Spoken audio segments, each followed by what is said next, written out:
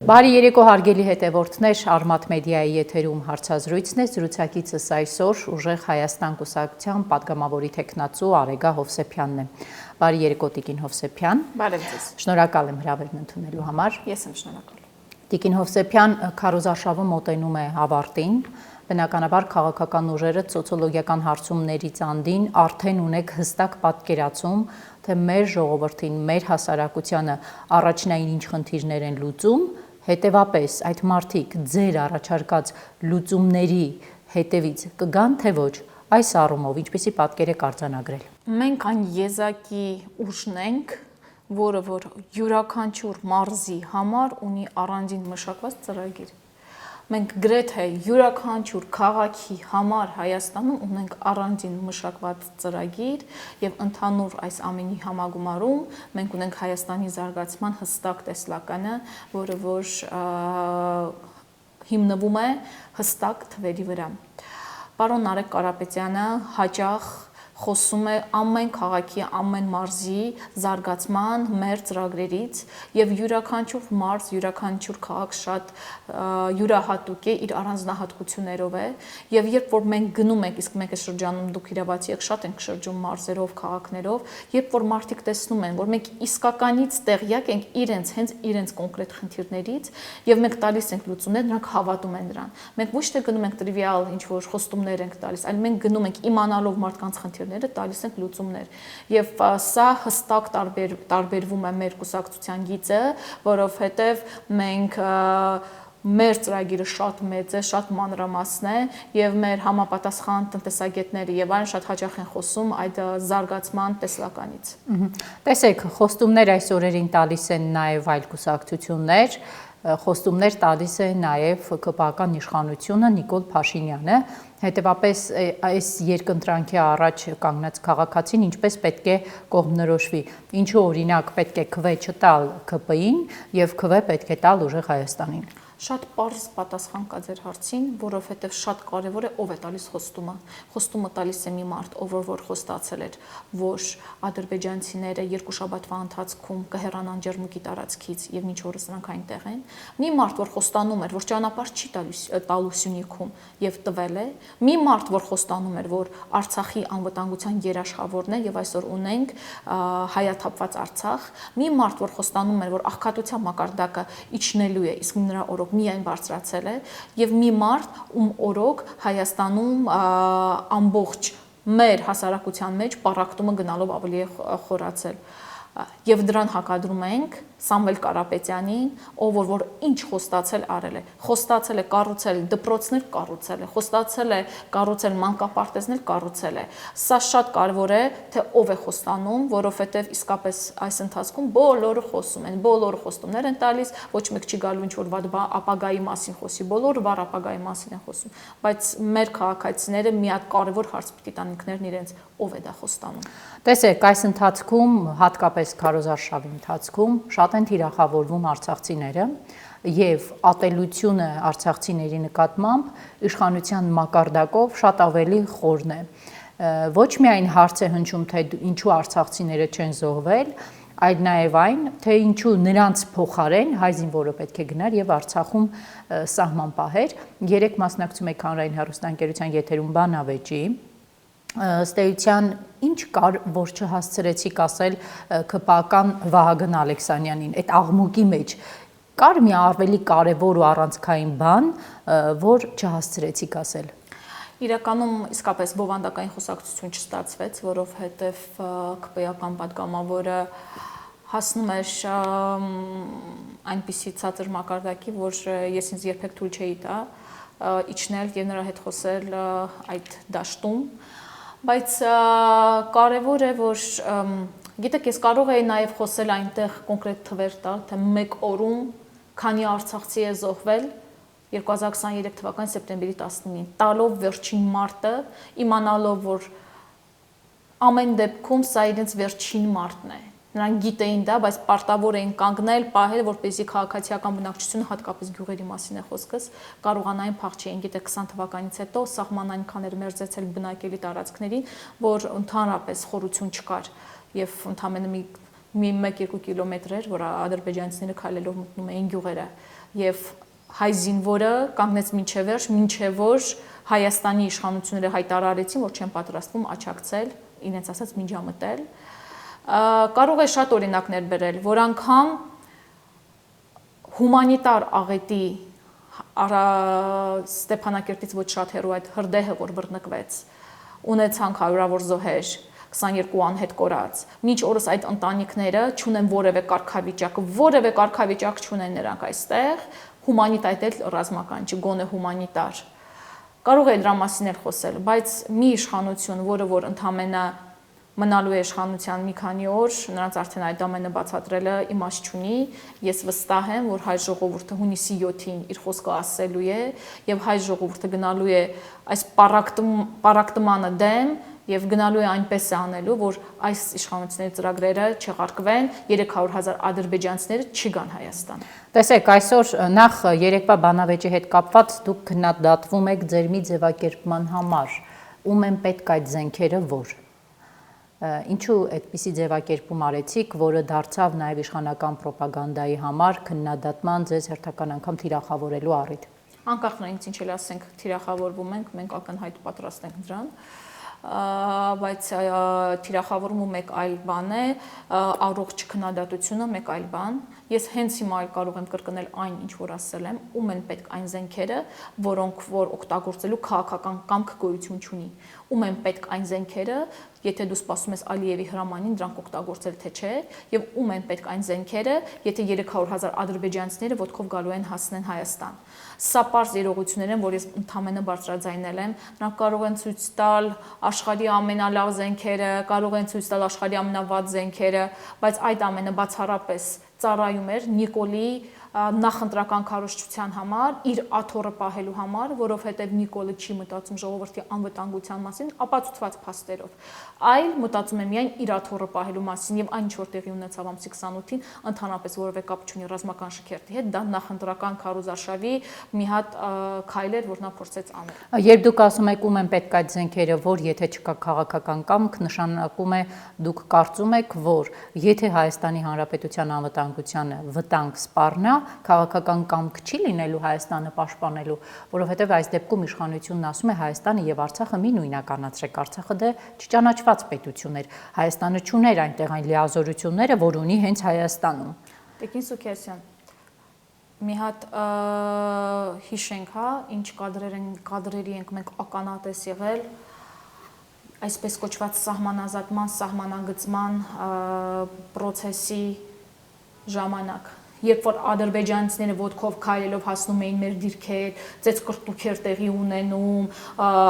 անհասկանալի ինչ որ իրավիճակն է, այդ վիդեոները բոլորը կան, փաստված է, ամեն ինչը փաստերով տեսաձայնագրված է, որովհետև նրանք ունեին հրաման չկրակելու։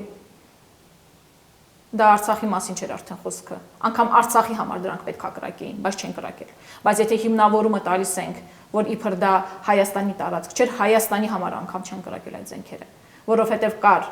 հրաման չկրակելու, եւ դա ես նորություն չեմ ասում, այդ հրամանի մասին խոսում են հենց այդ օրերը, որ իրենք էին հայտարարում, որ չկարելի կրակել։ Սա իրողություններ են, փաստեր են, որոնց մասին մեր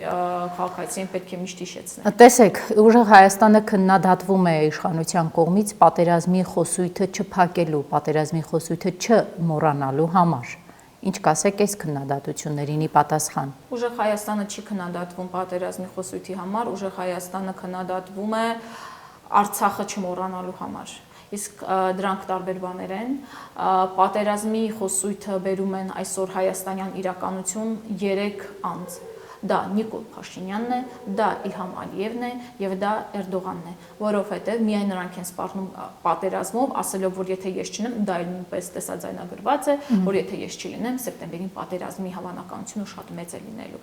Իսկ մենք ասում ենք ժողովուրդ, մենք պետք է ուժեղ լինենք, մենք պետք է ունենանք ուժեղ տնտեսություն, որպեսզի ունենանք զսպման մեխանիզմներ։ ինչպես որ զսպում դիվանագիտական դաշտում, զսպում անվտանգության դաշտում։ Մենք հենց սրա կողմն է։ Ամբողջ այս ընթացքում մենք խոսում ենք այն մասին, որ նախ եւ առաջ մենք պետք է ունենանք ուժեղ տնտեսություն։ Միայն ուժեղ տնտեսություն ունենալով է, որ քեզ հետ հաշվի են նստում։ Իսկ եթե դու թույլ ես, գլուխդ կախ է ու դու պարտված ես, ոչ մեկ քեզ հետ հաշվի չի նստելու։ Իշխանությունը ասում է, որ կան ուժեր, որոնք չեն թողնում, որ արցախցիները տնավորվեն Հայաստանում։ Որ ուժերն են դրանք, խանգարում են արցախցիներին տնավորվել Հայաստանում։ Անկեղծ ասած, ես չգիտեմ ինչի մասին է խոսքը, առնվազն Սամվել Կարապետյանը 2023 թվականին միակն էր, որ պետությունից ավել արեց արցախցիների համար եւ 1000-ից ավել արցախցիներ իրենց հանգրվանը գտան Տաշիր քաղաքում, նրանց բոլոր հոգսերը նա հոգում էր, մինչև որ չեղավ այն արգելքը բարեգործության, որը որ այս իշխանությունների կողմից դրվեց։ Նա արեց այն, ինչ որ պետք է աներ այս պետությունը, բայց չի արել։ Նա արեց այն, ինչ որ պետք էր աներ այս ամբողջ կառավարությունների իրենց պարգևավճարներով, բայց չեն արել։ Եվ Սամվել Կարապետյանը իր վրա վերցրեց այդ ծանր բեռը եւ տնավորվել որտեղ մենք սա մեր հայրենիքն է, մենք այստեղ ենք եւ մեր արցախցիներից այսօրվա ամենակարևոր առաքելությունը այն է մնալ Մայր Հայաստանում։ Առնվազն ես որպես ուժեղ Հայաստան կուսակցության անդամ մշտապես բոլոր հարցազրույցներում միշտ նշել եմ, որ մեր գերնպատակն է Մայր Հայաստանում մնալու։ Այսինքն հավաքական Արցախ, հավաքական վերադարձի հարցը այս պահին ձեզ համար օրակարգային չէ։ Արցախի հարցը, ինչպես եւ նշել եմ նախկինում, հիմա էլ կարող եմ նշել,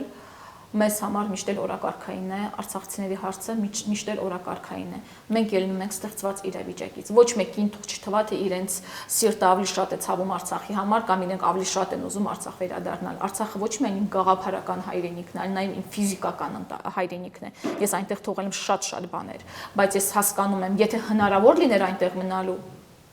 այս իրավիճակում, 120,000-ը կմնար այնտեղ, դուրս չէր գա։ Ուրեմն հնարավոր չէր մնալ։ Ուրեմն մարդկանց զգացմունքների հետ պետք չի խաղալ եւ բացատրել ինչ որ տարբեր դիվանագիտական այսպես ձևերով փորձել մանիպուլացնել, բա չեք վերադառնում եք, այսպես սա մենք խոսում ենք մարդկանց իրական զգացմունքների մասին։ Այսօրվա դրությամբ բռնապետ Ալիևի օրոք Արցախ վերադարձը ես չեմ կարծում, որ հավանական է, բայց Արցախի թեման միշտ մեր օրակարգում է, արցախցիների իրավունքները միշտ մեր օրակարգում են։ Այս ընտրությունների ժամանակահատվածում հունիսի 7-ին կայանալիք ընտրություններին ընդառաջ ինչ իրավիճակում են գտնվում Հայաստանում գտնվող արցախցիները, որոնք Հայաստանի Հանրապետության քաղաքացիություն դեռ չեն ընդունել, անձնագիր չունեն, ինչ խոչընդոտներ ու խնդիրներ կա այստեղ։ Այս մասով էլ կա քննադատություն, որ արցախցիները massայաբար հրաժարվում են Հայաստանի Հանրապետության անձնագիր վերցնելուց, եւ սա ընտրություններին խնդիրներ է առաջացնելու։ Սա կեղծ թեզ է, այսօրվա դրությամբ կան անգամ ոչ այսօրվա եւ մեկ ամիս առաջվա տեղեկատվություն եմ տալիս, կան 40,000 արցախցիներ, որ դիմել են քաղաքացիության ու չեն ստացել իրենց քաղաքացիությունը, որովհետեւ մեծ մասին ուղղակիորեն հայտարարել ու ասել են, որ քաղաքացիության գործընթացը վերսկսվելու է հունիսի 10-ից հետո։ Դուք դա ինչով եք պայմանավորում։ Դա ակնհայտ պայմանավորվում է ընտրություններին խոչընդոտելու հետ կապված, որովհետեւ մարդիկ կան, որ ամիսներ առաջ դիմել են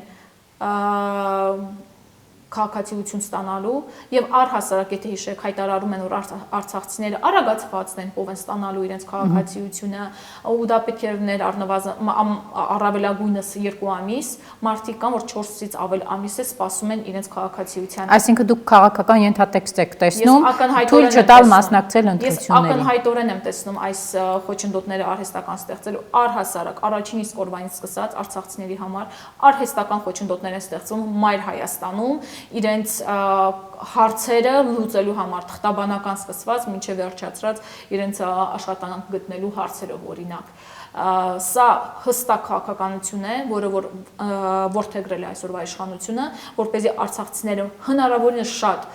հոգնեն, դժգոհեն եւ թողնեն ու գնան։ Սկսած նրանից, որ այսօրվա դրությամբ սա ես մինչ օրս չէի հայտարարում այս թիվը, որովհետեւ արցախցիների համար ծանր է նման բանի մասին խոսել։ Արցախցիների շրջանում աղքատությունը կազմում է 70%։ 70% արցախցիների շրջանում աղքատություն է։ Ուր մնացին բա իշխանության սոցիալական ծրագրերը, բնակ ապահովման ծրագրերը, նպաստները, որովհետև պետական բյուջեից իրենք հսկայական գումարներ են դուրս գրում եւ կառավարության եթե ոչ ամեն նիստին, ապա երկու նիստը մեկ նվիրվում է նրան, թե որքան հոգատար է Հայաստանի կառավարությունը արցախցիների հանդեպ։ Նույն այդ կառավարությունը, երբ որ Արցախում սով էր, բլոկադա էր, տեղեկատվական տոտալ բլոկադա էր անում նաև Հայաստանում, Պարս քաղաքային հմեկով երբեք չէինք լսի, որ Արցախում սով է, որ Արցախում երեխաները սոված են։ Նույնն էլ այսօր է, նրանք այնպիսի իրենց PR-ի համար թվեր են տալիս, ինչ որ ծրագրեր են ասում, ամեն մեկը կարող են հենց հիմա ուղղակի ժամանակը չի ների, հատ ասեն իրենց այդ ծրագրերի խոցելի տեղերը եւ այդ ոչ կիրառական եւ ոչ ներառական ծրագրերը, բայց փաստը մնում է փաստ, որ արցախցիների շրջանում այսօր կա 70% աղքատություն եւ սա այս իշխանությունների ворթեգրած քաղաքականության տոտալ ձախողման մասին է խոսում, թե աշխատանքի տեղավորման, թե բնակարանային հարցի, շատ պարզ է, ցանկացած մարդեր ուզում է ապրի լավ։ Եթե շատ լավ լինեին այդ ծրագրերը կօգտվեին, եթե շատ հեշտ լիներ այդ ծրագրերից օգտվել, կօգտվեին։ Կա այստեղ միտում պատժելու այն մարդկանց, որոնք իրենց քաղաքական գծի հետևորդը չեն, որոնք իրենց քննադատում են։ Նման միտում դուք տեսնում եք։ Ծանր հարց եք տալիս։ Արցախցիները, որ անցել են դժոխքի ճանապարհով, կորցնելով ամեն ինչ, բացարձակապես ամեն ինչ, ինքներս մեզ կորցնելով, հայտնվել ենք Մայր Հայաստանում, որպեսզի Հայաստանի իշխանությունները մեզ պատժեն, ծանր հարց է, ես չեմ ուզում այդ հարցին պատասխանել կամ ուղղակի չեմ ուզում դրա մասին բարձրաձայնել գուցե։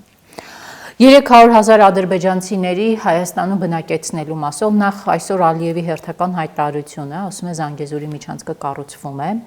մեր իշխանությունն ասում է Զանգեզուրով միջանցք չի, Սյունիքով միջանցք է, բայց հիմա գալով 300,000 ադրբեջանցու բնակեցման հարցին։ Իշխանությունն ասում է ես երաշխավորում եմ չեն գալու, անմիջապես ադրբեջանական կողմից լսում ենք հակաթեզը, որ գալու են։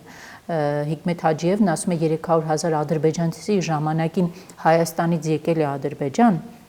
Ադրբեջանի կառավարությունն այդ մարդկանց համար ապահովել է բնակարաններ եւ այլն, բայց այդ մարդիկ երազում են վերադառնալ իրենց հայրենիք։ Սա պետական մակարդակով տարվող քարոզչություն է, ինչ ունենք դրան հակառակ։ Ավելացնեմ Ալաշքյուր Փաշազադեի տեղակալը հայտարարում է, որ Հայաստանում կան 500 մզկիթներ եւ խաղաղության գործընթացի տրամաբանության մեջ այդ մզկիթները պետք է վերականգնվեն։ Ինչ որ մեկը կասկածում է, որ այդ մզկիթները այս իշխանությունները ձգտելու են կառուցել, վերակառուցել, նորոգել, չգիտեմ ինչ անեն։ Վերջերս եմ լսել ազգային ժողովի նախագահի հարցազրույցը, ում սիրտը ցավում է ադրբեջանցիների համար։ Կարելի է նրան ուղիղ մի հատ տոմս առնել, ուղարկել Բաքու, որովհետև ինձ թվում է անգամ Բաքվի Ադրբեջանի ազգային ժողովի նախագահը այդքան ադրբեջանամետ հայտարարություններ չի անում, ինչպես որ ինքն է անում, մոռանալով, որ ինքը Հայաստանի հայ ժողովրդի իրավունքները պետք է պաշտպանի, ոչ թե Ադրբեջանի, մոռանալով, որ ինքը իր պաշտոնը ինչի համար է, երբ որ ասում ենք այս իշխանությունները սպասարկում են Թուրքիայի եւ Ադրբեջանի շահերը, հենց սրա մասին ենք խոսում, երբ որ նրա սիրտը ցավում է ադրբեջանցիների համար, սա սյուր է, սա ես չեմ պատկերացնում, սիրտը ցավում է ադրբեջանցիների համար, հետ գալով ձեր նախորդ հարցին, սիրտը չի ցավում մեզ 120,000 հայերիս համար։ Խնդիրների մասին մարզերի հետ կապած արցախցիների մեծ մասը տեղակայված է հայաստանյան տարբեր մարզերում, ավելի վաղ ես լսում էի դժգոհություն, որ Հայաստանի իշխանությունն իրենց առաջարկում է գնալ սահմանամերձ գյուղերում ըստ էության այդ բնակապահովման ծրագրերից օգտվել, իդեպ այնպիսի սահմանամերձ գյուղեր, որոնք Հայաստանի իշխանությունը չի ասում, որ սահմանագծման եւ սահմանազատման արդյունքում չի տալու, հա, Ադրբեջանին, այս հարցը առ այս պահը կարգավորված չէ փաստորեն։ Տեսեք, արցախցիները մեծ մասը որ գյուղաբնակ են եղել, միշտ էլ Մայր Հայաստան տեղափոխվելուց հետո ցանկություն ունեին նորից գյուղերում բնակվելու։ Բայց հարցը այլ է, եթե գյուղում են բնակվում, աշխատանքի խնդիր է առաջանում այս դեպքում։ Երկու հատ այսպիսի բանի մեջ են կանգնել, ընտրության առաջ են կանգնել արցախցիները։ Գնալ գյուղում ավելի էժան բնակարան ունենալ, բայց մնալ անգործ, թե վարձով մնալ Երևանին մոտ ինչ-որ տարածքներում, հենց դրանով է պայմանավորված, օրինակ արցախցիները մեծ թիվ են կազմում Հաճնում, Աբովյանում, Էջմիածնում, որովհետև նրանք այնտեղ բնակարանը ավելի այն ժամանակ դեռևս ավելի էժանով կարողանում են գտնել, բայց գալիս գնում են Երևան աշխատանքի։ Շատ տրամաբանական է, չէ՞, որ բարդիկ ուզում են աշխատեն եւ ապրեն իրենց բնակարանում։ Մինչեւ այսօր իշխանությունները չեն կարողանում այդ հարցի լուծումը գտնել։ Եվ նաև հետընտրական զարգացումների մասին է Տիկին Հովսեփյան այս ընթացքում շատ խոսվում, տարբեր սոցիոլոգիական հարցումներ են հրապարակվում, նույն ամերիկյան հետազոտական ինստիտուտի հարցումներով Փաշինյանն է վերցնում իշխանություն, Բրևիսն էր այսօր հարցում հրապարակել 65% են Փաշինյանին տալիս, եթե հավաքական ընդդիմությանը չի հաջողվում խորհրդարանում 50+1-ը վերցնել, այդ դեպքում ձեր սցենարը հաջորդի որն է լինում։ Մեր սեղանին դրված են բոլոր սցենարները, բայց ինչպես եւ հայտարարում ենք ու հայտարարել ենք,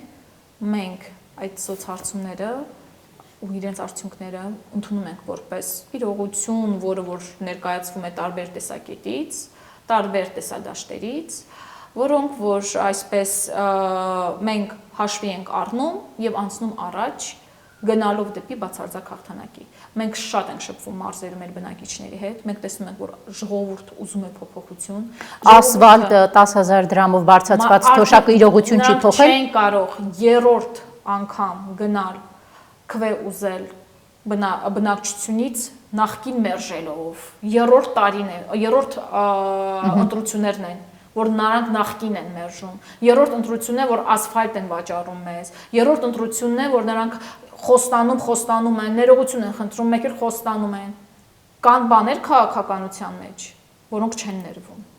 Ու իրենք չեն ներվել ժողովրդի կողմից։ Եվ հունիսի 7-ին ժողովուրդը վստահ եմ գնալու է եւ իր քվեն տալու է հանուն փոփոխության եւ օգտվելով առիթից ես ուզում եմ մեր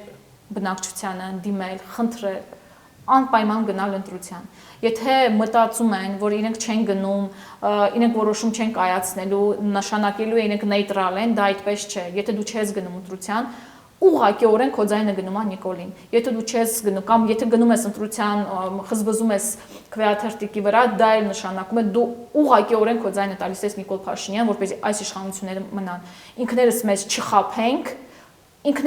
ինքներս մենք չվախենանք որոշում կայացնելուց եւ գնանք որոշենք մեր ապագան միասին։ Դուք ասացիք արդեն երրորդ անգամ է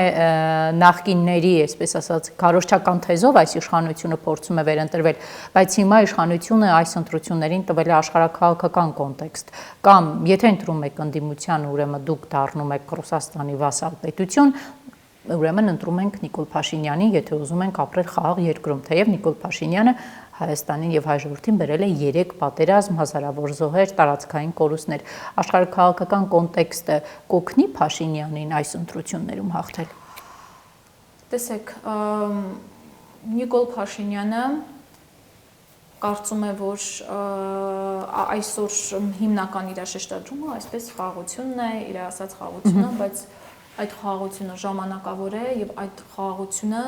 կախված է բացարձակապես Ալիևի քմահաճույքից եւ նրանից ինչքան է Նիկոլը միակողմանիորեն անընդհատ զիջելու։ Ես դատելով կարճ կկապեմ այդ աշխարհաքաղաքական աջակցության բանի մասին, Նիկոլ Փաշինյանի օրոք մեր կախվածությունը Ռուսաստանից շատ ավելի շատ աճել է։ Տնտեսապես մենք Ռուսաստանից շատ ավելի շատ ենք կախվածության մեջ ընկել նրա օրոք, քան թե մինչ նրա իշխանության գալը։ Եվ դատելով Հունգարիայի նախագահ Օրբանի ճակատագրից, ես նրանց փոխարեն այդքան շատ չէի ուրախանա Դոնալդ Թրամփի աջակցությունից, որովհետև ինչպես տեսանք նույն աջակցությունը եղավ Հունգարիայի նախագահ Օրբանին, որը որ պարտվեց, որովհետև ժողովուրդը որոշեց, որ բռնապետների ժամանակը ավարտվել է։ Եթե ժողովուրդը որոշում է բռնապետների ժամանակը ավարտվել է, եւ եթե հաշվում ենք, որ Նիկոլ Փաշինյանը երրորդ ժամկետով փորձում է վերընտրվել, անում է մի բան, որի ինքը մերժելով եկել է իշխանության, արդյոք հետընտրական process-ներ կկարողանա գեներացնել արդեն փողոցում։ Ես կարծում եմ, որ եթե ժողովրդի ձայնը մասնակցությունը մեծ լինի,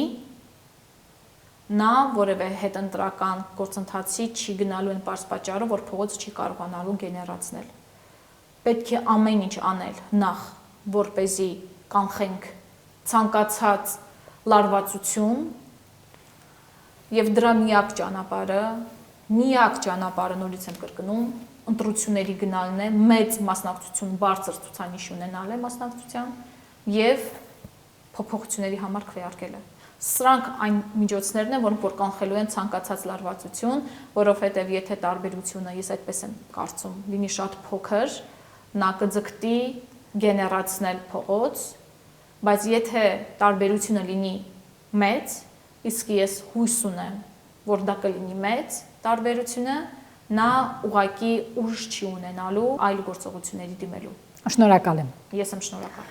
Հարգելի հետևորդներ, հիշեցնեմ զրուցակիցս Արմաթ մեդիայի եթերում Ուժեղ Հայաստան կուսակցության падգամավորի թեկնածու Արեգա Հովսեփյանն էր։ Այսքանը կհանդիպենք վաղը։